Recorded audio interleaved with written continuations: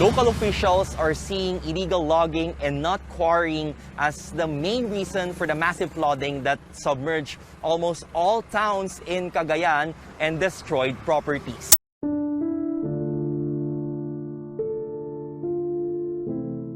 One-third of the Filipino depends on our natural resources. Sino ang nagdudusa pag winawasak yung kalikasan? Sino? Yung mahihirap. That's the fact. According to Rappler, beside from being the catch basin of water from Cagayan Valley and the Cordillera Administrative Region, the opening of the floodgates of Magat Dam is likewise observed as a reason for the gigantic flooding in Cagayan.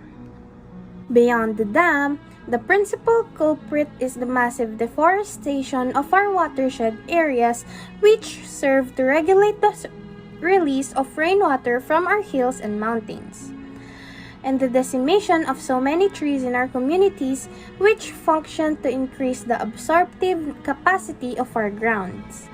The NIA Magat River Integrated Irrigation System, or MARIS, the operator of Magat Dam, said the successive typhoons contributed to high inflows, and the Cagayan River had also reached its maximum capacity, which caused overflows.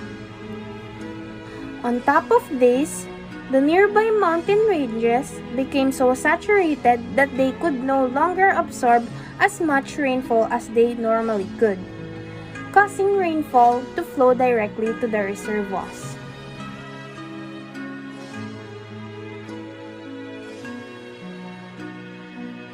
Now, try to analyze this quotation.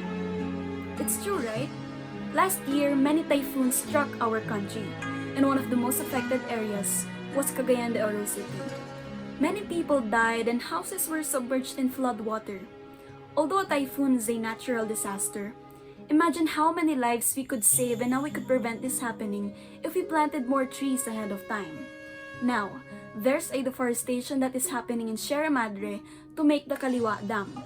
Sierra Madre, the longest mountain range in the Philippines, which functions as our shield from strong typhoons. But what are we doing?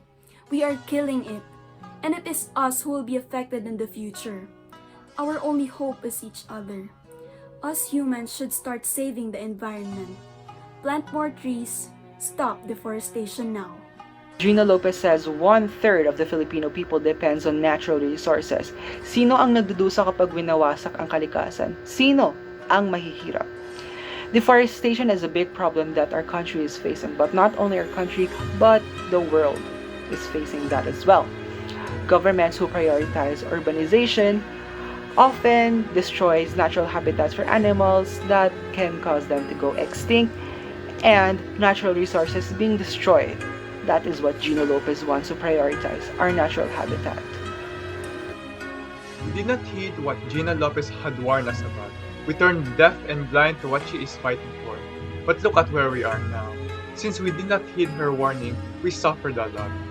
The Cagayan region now was flooded even if they have the natural barrier of Sierra Madre. Because of our greed to be rich, we did not care for our nature. We excessively deforested a large portion near the dam because of its mining resources.